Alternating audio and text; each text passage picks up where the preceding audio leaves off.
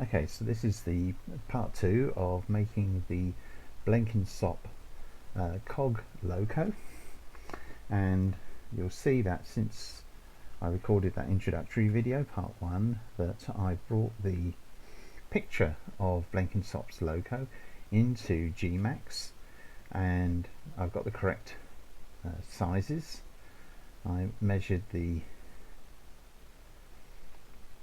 sizes of the actual image on a printout.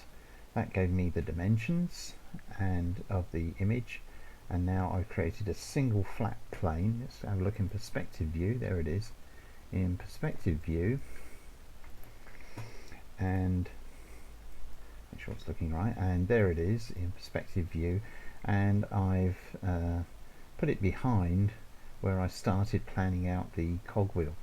And the cogwheel, thinking about it since making part 1 of this series on how I'm going to make the whole loco and the track, that's what I'm going to cover. And I'm going to cover all of it, all of the making of it. I'm not going to do anything off camera, as it were. Each video will take me a little bit further forward. So it's going to be quite a series, I think, because it's quite a complex locomotive. Right, so this you'll remember from part 1, this was how I was trying to work out where all those cog teeth went in order to fit the rail, and I've positioned this because that's where the actual height of the rail is going to be, and that has now given me the position of the cogwheel, and I've adjusted the back, this locomotive image, so that it's in line with, this is the 0, 0, 0 XYZ coordinate coming through here. Now these indicators of where the teeth, the cog teeth, are going to be are no longer necessary, because as you can see they line up very closely indeed, very accurately indeed, and so I'm going to remove those. I don't think those are necessary. They're not going to really help with my modelling, except to remind me, or rather I'll need to remember, that these are 18-degree rotations, and for this I'm going to have to use this rather pixelated image. There's nothing better, but I do have other images which I did show you. So this is the folder in which I've got those in. Let's open it up in Windows Photo Viewer. So there we are. There's the image that I'm working from.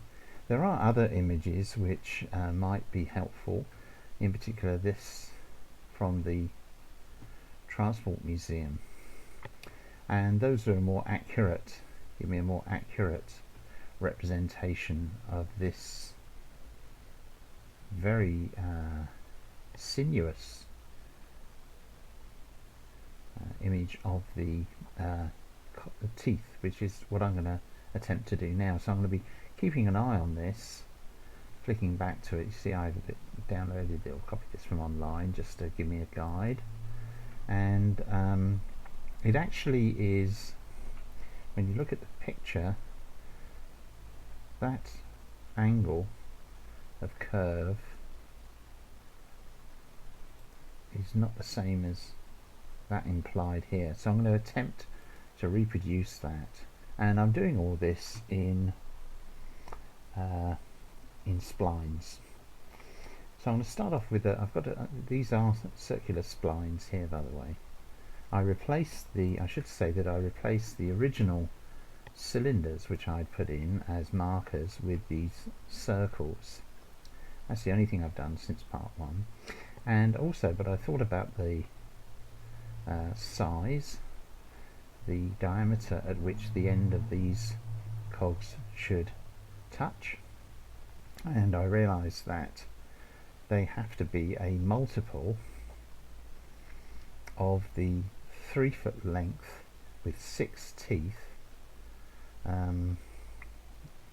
length of track, and I can, although I don't need that, of this piece here, 1, 2, 3, 4, 5, 6, and from what I found, it's the from the diagram, we've got a 6-inch between center of these curved sections on the track.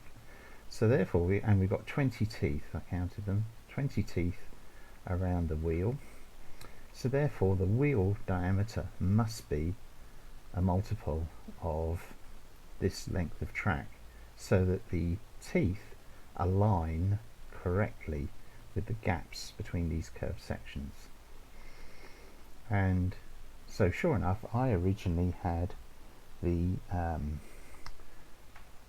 diameter between the outer edge of each tooth across each other, east, west, left, right, as 3 foot 5 inches. And in fact, by taking the realizing that it had to be a multiple of this, in fact it's 3.5 times this, the circumference, that outer circumference, needs to be 10.5 feet, because that's 3 plus 3 plus 3 plus a half, so 3, 6, 9, 10.5. So that has to be, so instead of it being, I then took 10.5 feet and divided by pi to reverse the little formula that you use to get the diameter when you've got to get the circumference when you've got the diameter, and that gave me 3 foot 4.13 inches as the diameter. So a very minor reduction, but a most important one, and that's, in many ways, that's the key. That is the key measurement. So having done that, I'm now going to begin to attempt to reproduce that image. And actually what I want to do is I'll zoom right in on here. Let's just reduce this down a bit. And unfortunately I haven't got one that's absolutely vertical in this picture. Never mind, it'll just have to act as a bit of a guide like that. Let's just get that out of the way. I can bring it back. I can't have it on top of the Gmax window when that's active, but I can at least flip back to it fairly quickly. So my first stage is to create a circle, and you have to make them reasonably large in Gmax, otherwise they don't appear. So that one is 9.216 inches in radius. If I try and make a little one, bing, just won't work. So you start with a big one, and then let's edit that 9.216. Let's take it down to 2 inches. Now I'm sure there is a mathematical way of working out what the diameter of the circular part of these teeth should be, but yeah, that's beyond me. There's no way I'm going to be able to do that. So let's just make sure that's on the exactly on the line. There we are. And I think that's a reason. Let's just keep checking with our, I think we're okay there. It's not, it's a bit more flattened than that. Let's see if an ellipse might be more the ticket. And for an ellipse we take it this way, I think. No, we don't. We take it this way. Now it's not going to make it, is it? Because it's going to be too small. So now we'll go, we had 2 inches I think on there. So let's put 2 inches in here. So it's the larger of the measures. So obviously you do not measure an ellipse in the same way as you measure a circle. According to Gmax and mine. So if it's, let's see if 4 is where we should be. Yes. And now what I want to do is to try and replicate that curve. I don't think it's an exact circle.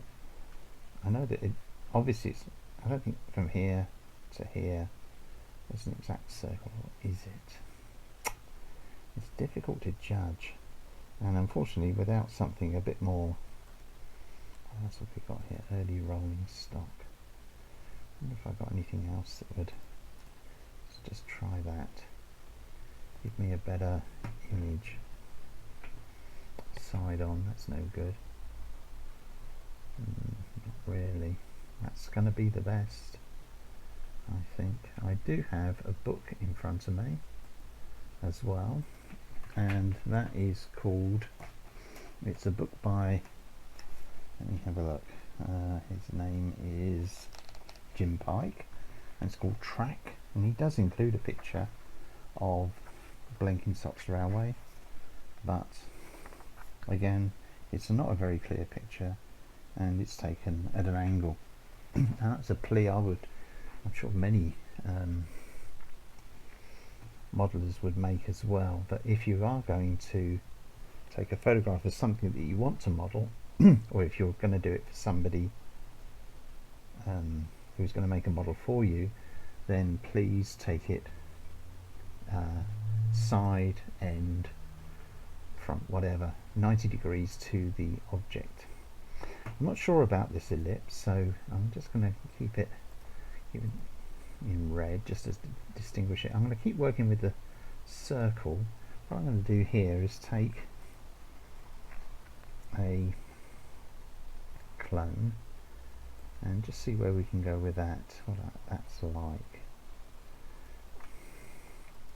Now it can't be a circle that brings it back to about the midway point. Remember, it's got to be turning. I don't think I can improve that radius, just I haven't got the other interpolation mesh settings. If I can,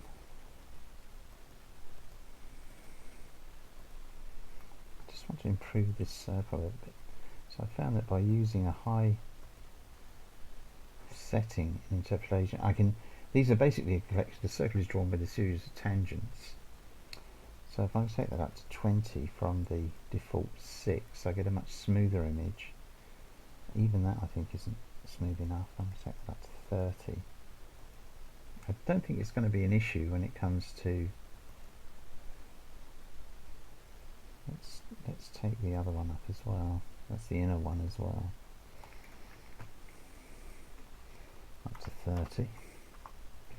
And we'll do that with the outer one as well. So this isn't something I've used very often, mainly because you end up with some enormous meshes, meshes which are really very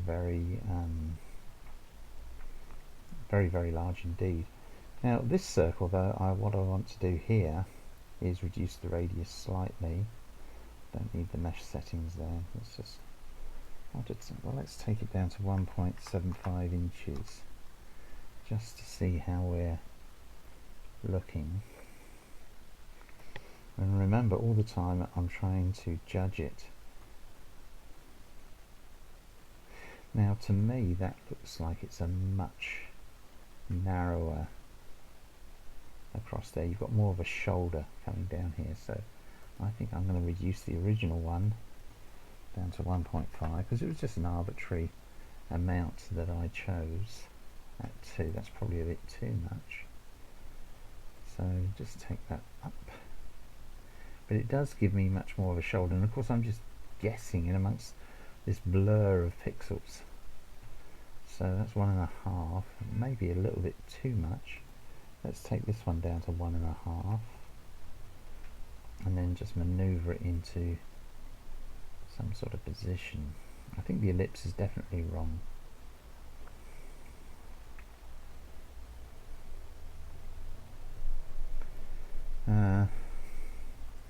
Okay, I'm going to go into wireframe because it's that shape, that curve that I want to get right at this stage, and let's just keep looking at our, that's quite a shoulder there. And if I look at the, just run that forward, are we to here, these are just sticking out 2 inches. It doesn't actually give a diameter for these, and this is where that tooth is going to go in and wrap round. Look there, look. So there's obviously a lot of play between the tooth and that extrusion.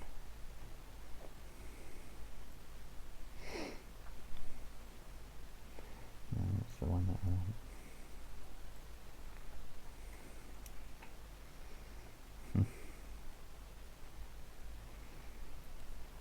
Okay, so I think overall that I think this is still too, the diameter is still too great. I'll take it down 1/4 of an inch and just push it back up. Getting these teeth right, I feel, is the crucial aspect, and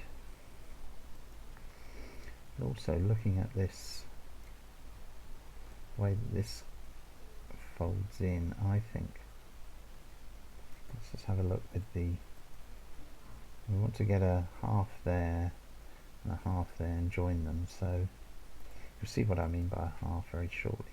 So I think I'm going to need a line, but I'm going to use, I don't like using the line tool. Well, why not? Just give it a go. I think it comes off there, and it's, I think, to about there.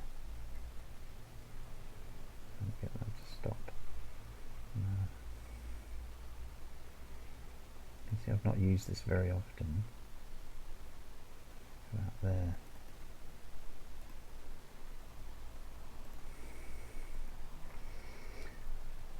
So it's that shape which I believe is going to be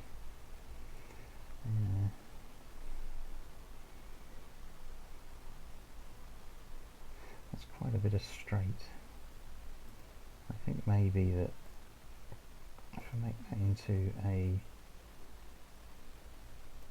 I take the vertex there and adjust that, take it back a bit,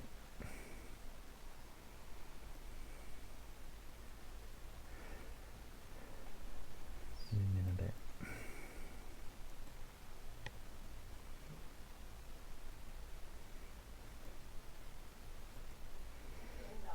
and I'll be stopping the line from going too far in that direction. So what I'll do is I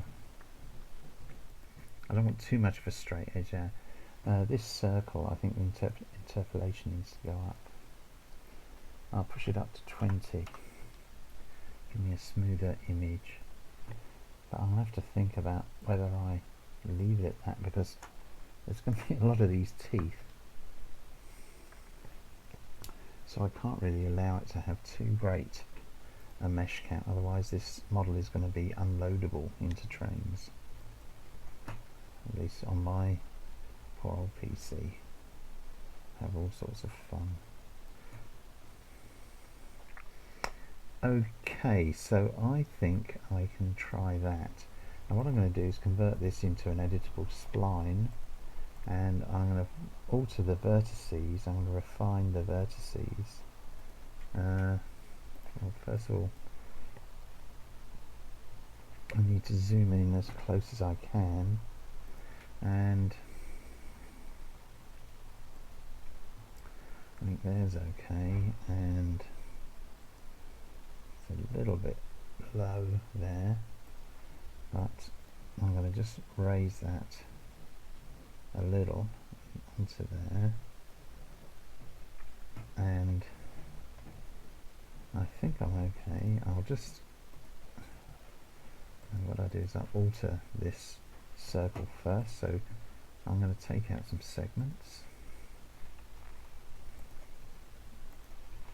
and that gives me this, that part that I want, and then I bring this line down, let's join in, I think that's right, and here I think it needs to come down here at that point there, and again what I want to do here is to, I want to just end up with that curve. So here what I'm going to do is convert this into an editable spline. Let's see how big the segments are. I think I can lose that one, and that one, and then the vertices I want to zoom in, yes, so and I want to, I'm using the refine, come in, and the segment, that segment can be destroyed, eliminated, deleted, cease to be. I'm in as close as I possibly can there. So I feel I've got that alignment. So that to me has got to represent that curve there. I think it's fairly close.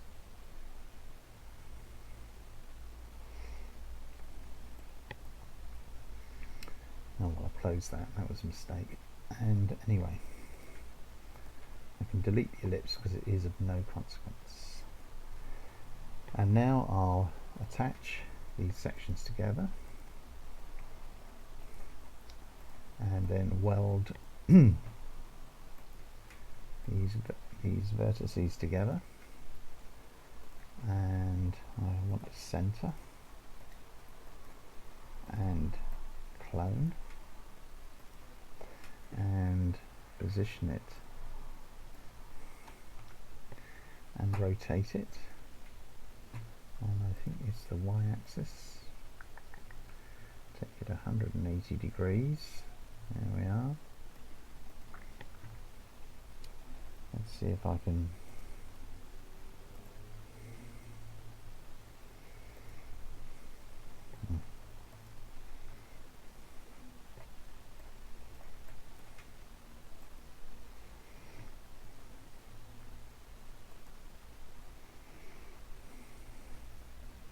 I think I'm close enough. I think I'm close enough. I think if I try, what I have seen, it's I've just realised that, very silly of me, that this diameter, this thickness between the inner diameter of the wheel and there is less than the inner diameter of the wheel and the bottom of the curve. So, what do I do about that? Well, what I do is I'm going to fudge it. I'm going to fudge it by moving these axes, vertices, upwards.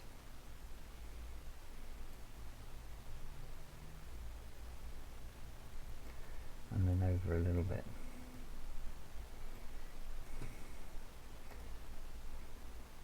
Without being able to get to York Transport Museum, which is where I think those were photographed. How much of a difference is there between imaginary line going through there, curved line, and that one there? I think I'm just about there. Maybe give it a tad more. A tad more is a technical expression meaning just a little bit more. Take that up, and obviously I've got a bit of a glitch there, so I just need to adjust these a little bit. Not that way though. Let's bring this one in, and I think this one needs to go over. I think that's more accurate.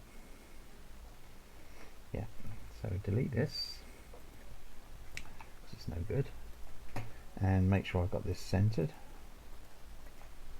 and then let's clone it and move it over and rotate it round 180 degrees. That's 205, 180. There we are. Okay, and the only other thing to do there, I just have my slurp of coffee.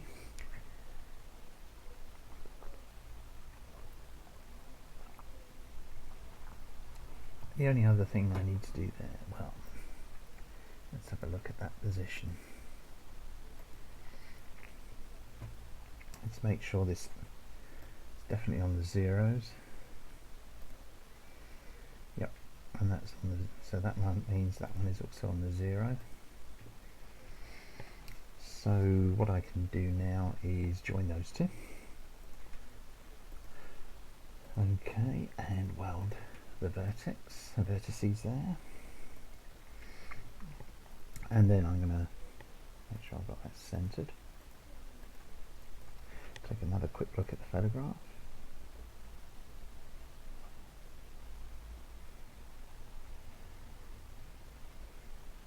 Okay, and sure, I should go this way, clone it, and I'm going to shrink it. Let's have another look. Pretty gutsy.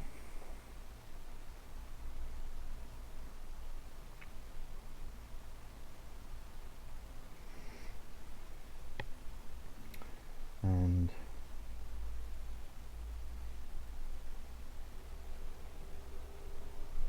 I've got to bring it to this curve. So I'll move it down a bit more. I'm not sure whether I need to. Yeah, I feel I've got to compress it in one direction.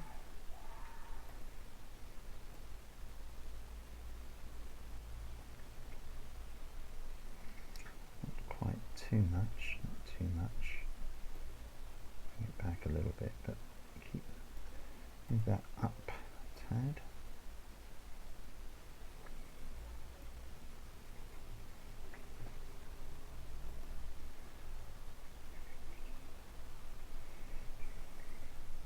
And to bring this down, so I've just created another circle, and in other words it's going to be that little bit there, that curve, partly from this but partly from a circle. So I'm going to bring that right down in size, in radius, to 1/4 inch.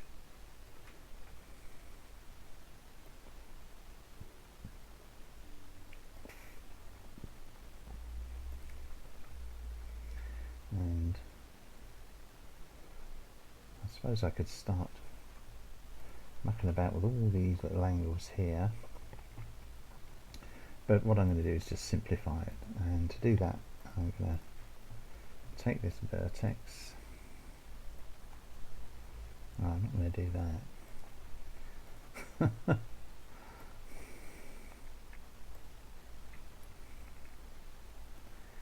And bring it down.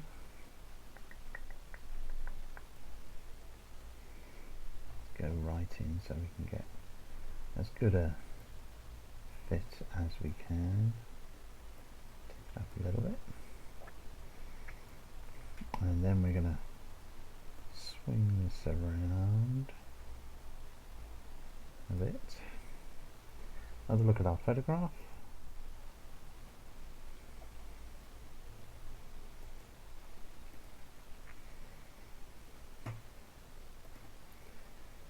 Bring that down more like that. And I'm just going to bring that down on the y-axis, and maybe over a little bit as well.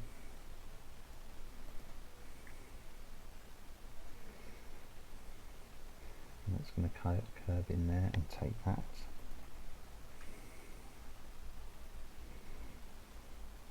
Well, it's not identical, but it's close enough. And at this stage, I think it's going to be okay as far as the overall look is going to be concerned. I want to make this very precise, or as precisely as I can,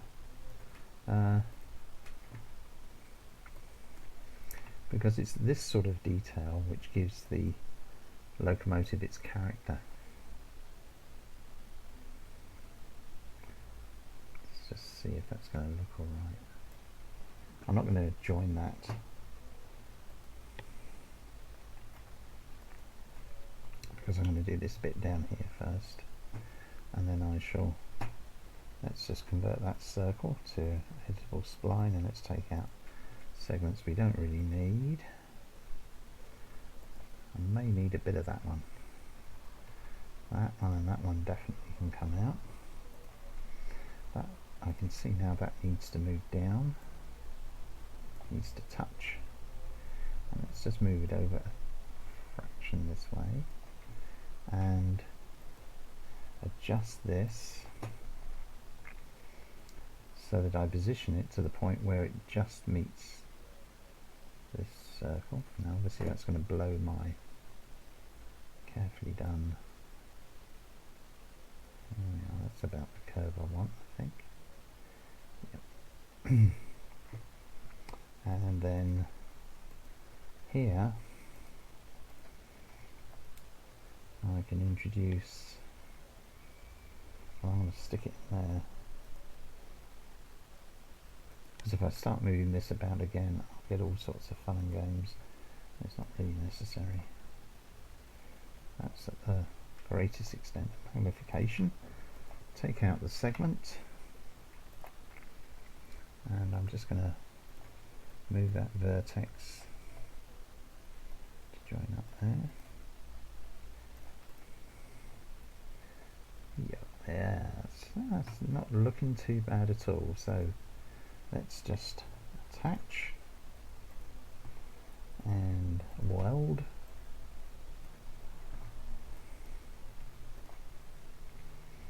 And delete this, and vaguely looks like a nose. Clone it, move it over, let's take out the minus sign, and altogether that should now, with part of this circle, let's just turn that round, 80, 180, and let's attach this one to it and do our same business with welding the vertices. Right, and another drink of coffee on it.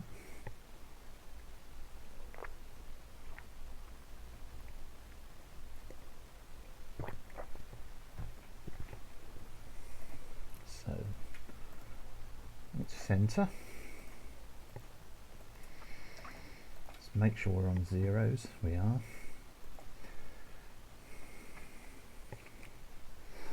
Okay. So I'm going to clone up this. This is the, I'm going to give it a different colour. And that is going to form this bit here. And the rest of this circle is in fact going to disappear because it's buried in amongst all this. But I'm going to keep a copy of it there just in case.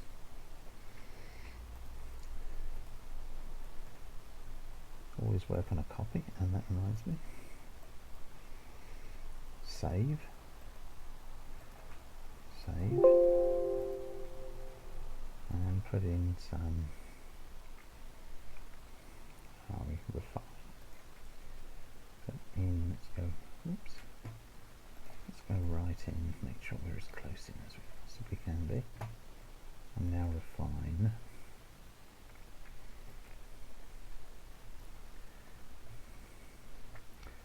Geometry is always affected when you add extra points.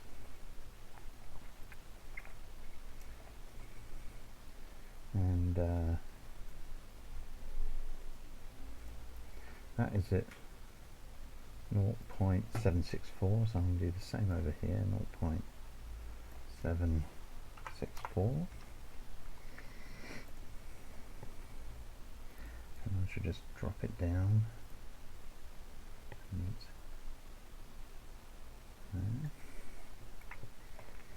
And to meet down there. Okay. And now I can lose quite a lot of all the rest of that circle. I've still got the blue one there if I need it.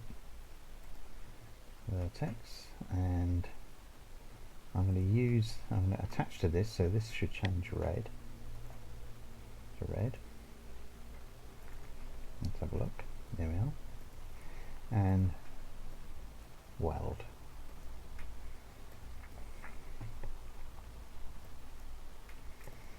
Okay, so that gives me the inner part, and this is going to be the inner part of the tyre. So eventually what's going to happen is I shall have these splines, and they will be joined to each other. They'll all become one, and then I shall extrude it. And I think this is the most complex part of the whole operation. I hope. Let me have a look here. Well, who knows when I get onto this, trying to work out what's happening. Firebox, there's no tender. So I just have to see how it all goes. Okay. So let's make a group of that, and let's save everything and make sure I've got everything centered, and do the easy ones first, which is edit clone. Okay, and instead of it being 1.6.521 high above the 0, let's put it down here, and then rotate it 180 degrees. Oh, not that way. Not that way even. Let's rotate it. Not even that way. It's that way. Rotate it 180. Now, one of the joys I found of Gmax is it never ends up in a group. The center, when you set the center to object, align to world, and that gives me 1.6521, but this one is 1.6718, so it's not actually at the center. However, just by doing that we can correct it, and I can do that's north-south, I can do west and east by taking the clone and turning it 90 degrees and just moving it an arbitrary amount this way, and while we're there, 16521, and converting this to 166.521, and then plane this.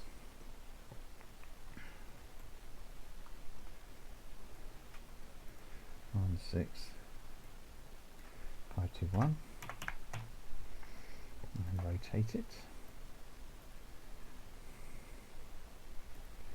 There we are. So that gives us the easy teeth.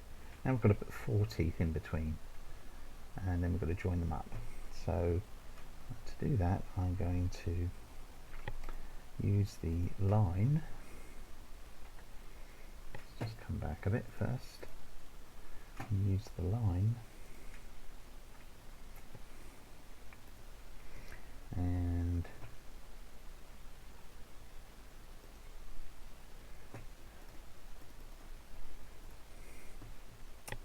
this is why I don't like using the line.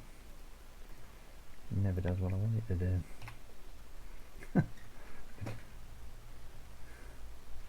Never get it right. Anyway, there we are. Is now, and let's center that and make sure we are XYZ centered. Good. Now we'll rotate that 18 degrees. 5, 10, 15, 18. Okay. I'll take one of these. Oh, that's not a very bright colour. I like bright colours. I find I need them more and more these days. Contrast. So we'll clone that and then rotate it. Rotate the clone. That's 15, 18.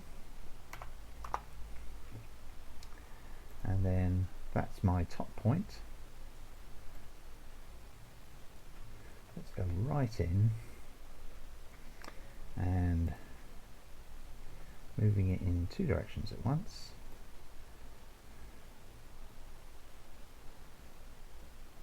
That I think, and you've got to do it by, I suppose there could well be a way of doing this so it's not done by eye.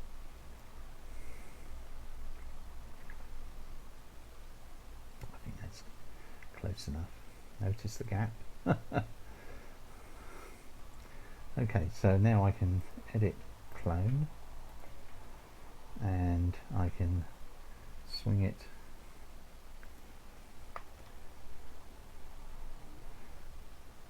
I didn't think of that. Let's not go that way. Let's go this way first, and then instead of it being minus 18 degrees, make it 18 degrees. There we are.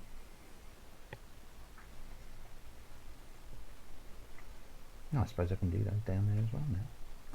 So edit clone. Okay, and move it down, and then I think I need to do, how much do I need to move that round? 145, that doesn't seem right. 180, 180, 180, 172, 162 surely. 163. Oh, far out. There we are. And then I can just clone that, move it over, and it's got to be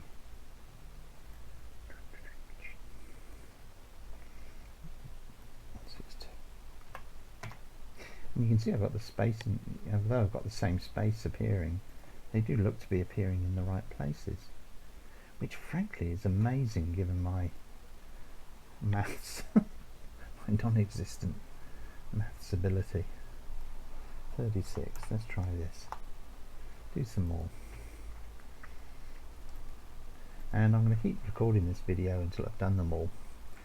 So if you if you don't enjoy this sort of thing, don't watch. Let's change that to 36,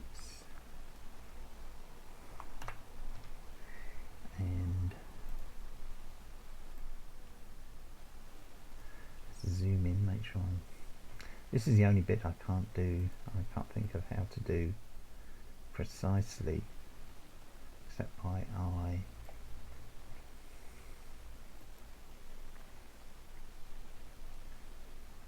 Goodness knows how many polys this is going to make. It's going to be big. And then edit, clone, okay, and it's just a case of moving this and putting minus in there, and then I think rotating it 180 degrees. Certainly looks like that. 180, there we go. That wasn't too bad. I wonder if I can do these ones as well. So if I clone that and move it,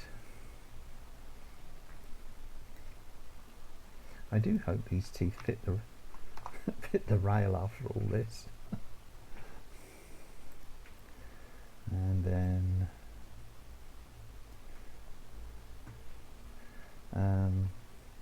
so if this was 162 minus 18, 152, 152, 144. Oh yes, lovely jubbly. That looks nice. And we'll do the same with this one. Okay, let's just move it over. Why all this faffing about? Well, I think it's important because it creates, that's the wrong one, it creates this very distinctive cogwheel effect, which is going to be the most distinctive aspect of the locomotive.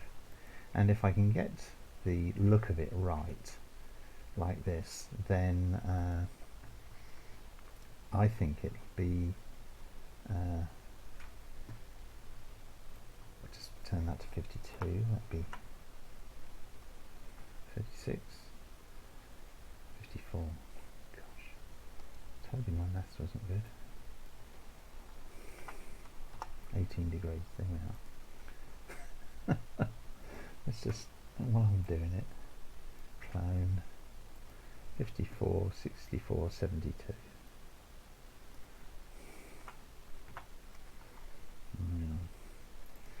Okay, so I think it's well worth all the effort because it's going to be a distinctive, it is the distinctive look of this locomotive. It's the thing that makes it stand out from all the other strange little 36, 46, 54. There we are. And I think it's what it makes it really stand out amongst these other early colliery locomotives.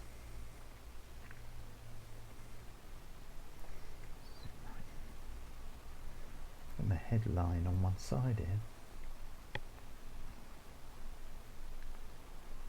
That's it, isn't it? Back a bit.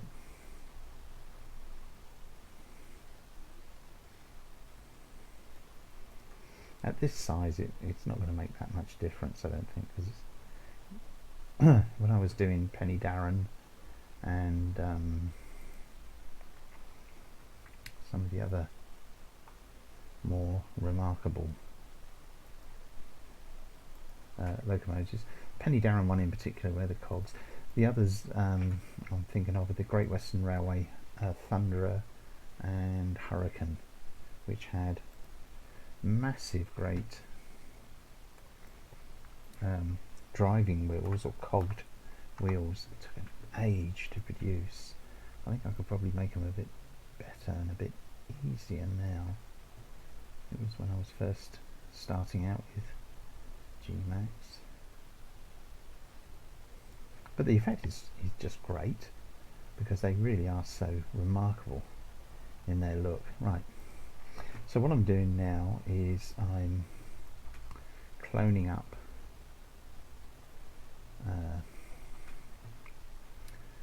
the rest of the teeth, and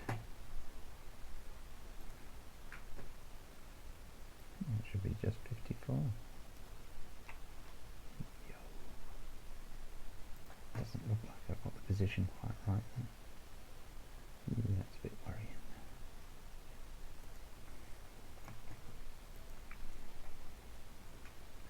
How are the others? Why should that one be different? It's maybe something to do with the centering. 12993. Look at that. 1315. 12993. Thank you. And here, edit clone. Okay, so if I just do this, but then I rotate it, that is rotated to 72. So if I take it back, then its position is now different to this. 15622, 15622. Good. And we're getting there. This may seem like a long and laborious process, and I agree to an extent it is, but wait till you see the finished result. Take that down there, and 72, what's that one? That's 90, so that should be 108. Oh, would you look at that? Would you look at that? Brilliant, first time, yeah.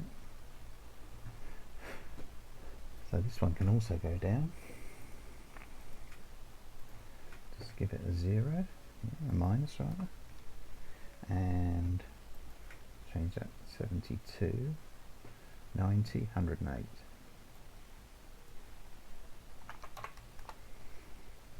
And then the only other one to do, the others to do are that one.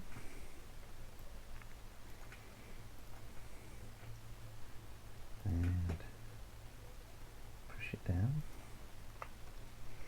And it needs to be, that's 108. It needs to be minus 118, 126. Oh, I tell you. That feels good when it all works out. Better clone it first.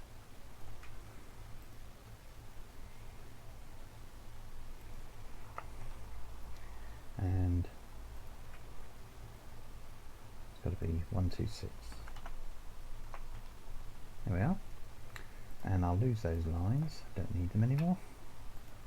And I think now let's see. This is the. See how we're doing. Oh, look at that. Very nice. That's all the teeth positioned. You'll always get some variation with the drawing, by the way. There's always some distortion, either in reproduction or in the exact positioning that I've given it here. So let's just go back to wireframe, and the next job is going to be to link these all up. And if we look again at our photograph, so it's that bit of a curve there, and I'm tempted to duplicate this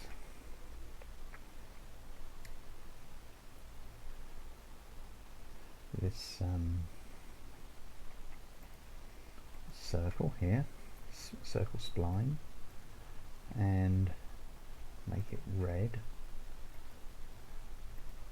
and I'm going to increase its diameter very slightly. We'll try with a 1/2 inch first. Too much.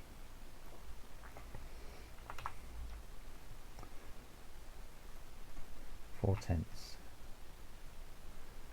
It's actually not. It's still too much. 375. Okay. What my aim is here is to get a center position there, so I'm going to draw another line.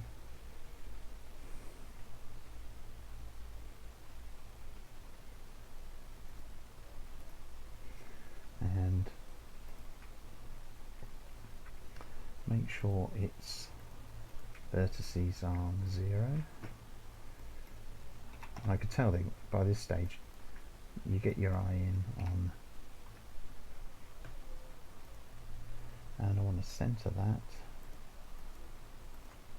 Okay, and make sure we are centered, so we're not at the moment. There we go. Now what I want to do, oh my goodness, that's a dreadful colour. Let's have something a bit brighter I can see, and I'm going to rotate this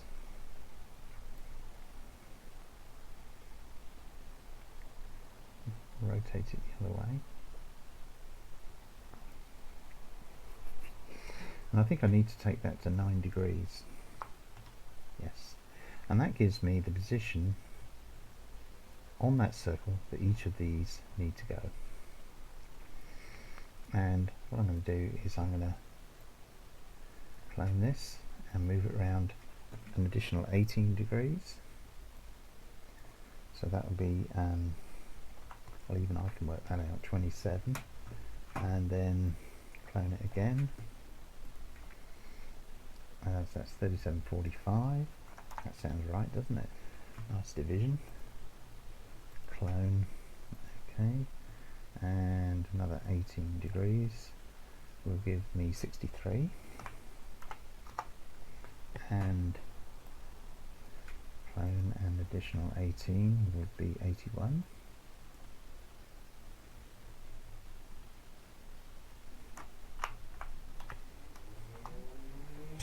There we are. And now just clone that, give it a minus value, this one, clone.